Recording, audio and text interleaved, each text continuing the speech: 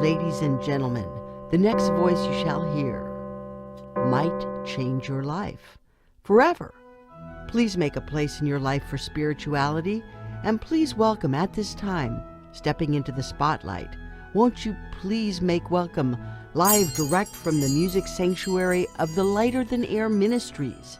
Here he is, Chaplain Dennis Keith Hale. Well, hi again and glad of it. Ladies and gentlemen, I'm Chaplain Dennis Keith Hale, and I'm coming to you from the Lighter Than Air Ministries of Northern California, a ministry unlike any other. Thank you for joining us here on the Spiritual Side of Cannabis. The commercialization of marijuana since the Proposition 64 here in California passed has been a steady onslaught of people, venture capitalists, people, outsiders coming in, preparing to really screw the people who made the industry into what it is today, the small farmers and gardeners, driving them into a black market that's going to be good for nobody. They've taken Proposition 64, they being the state senators and legislators, and made it into a bit of a football and changed what they wanted to and kicked it around, making penalties higher, making incentives to commercial interests much more to their liking. So we're worried about our friend, marijuana, and we saw in evidence the future, urbanization, and sort of misunderstanding of what marijuana really is at the High Times Cannabis Cup.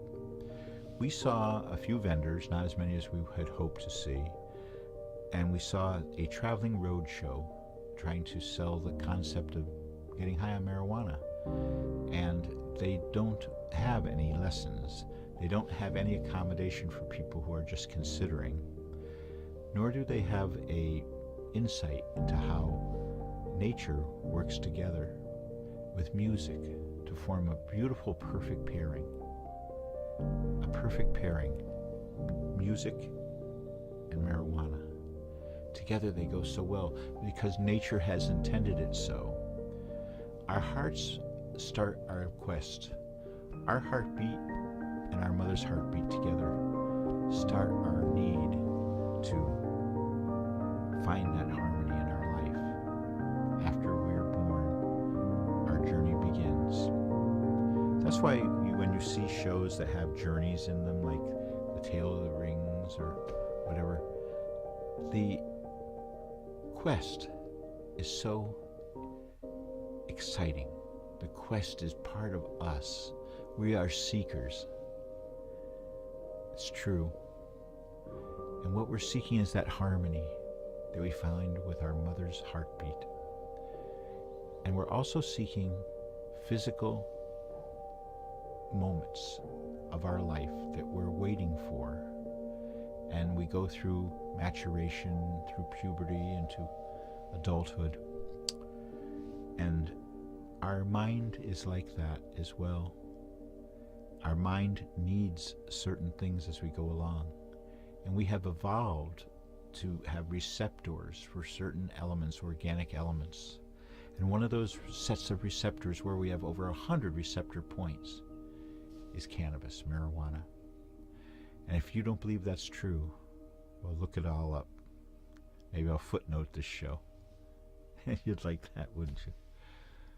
So I saw the crass commercialization of our wonder weed in its very infancy. I saw people who didn't know or understand how the wonder weed worked or why or its history, but instead were there just to sell. Still, I saw scantily clad women, young women, kids I thought, dressed in an alluring fashion to try to get more sales. I don't hold it against the vendors at all. I know the ticket was very high, and they're wanting to reach out and expand markets. They're wanting to have their reputation supported for their sales in the dispensaries or clubs or whatever you're calling them now. I understand that. But it saddens me that it's not offset by the management, that High Times magazine didn't take and make a space for the other side of the coin, for the spiritual side of cannabis, for its beauty, for its ability to help you be artistic. It was not much in evidence. Oh, a few paintings here and there, but not much. This is a turning point in our history as our government is going through all sorts of strange gesticulations and aberrations. And as our citizenry has had the chance to look at the legalized marijuana now for 6 months, and their upset is only in the amount of revenue brought in. The predictions were much higher than what's happening. I don't know how to explain this to you, ladies and gentlemen, but if you knew there was something that could heal and you didn't tell somebody about it, would you not feel guilty? That's how we, the clergy of the Lighter Than Air ministry, feel each time we go to an event such as the Cannabis Cup and we see the enlightenment be gone and the crassness just beginning. This ministry will be pitching both High Times and the Emerald Cup to make sure that spirituality is included. I would like to take part, of course. This ministry would like to be part of it. But more so, we need to have this entity. We need to have the spiritual side of cannabis included.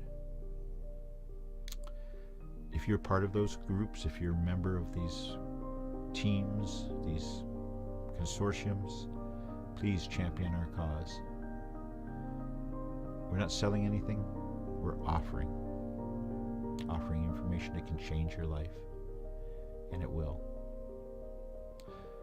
I'm going to leave you now, as we often do, and we'll be back again next Thursday as reinforcement for all those wonderful people who have chosen the pathway of our 7-minute miracle. Here is the end of this week's Moment in Time with the Lighter Than Air Ministries and the Spiritual Side of Cannabis. Join us next week. Till then, we say good night.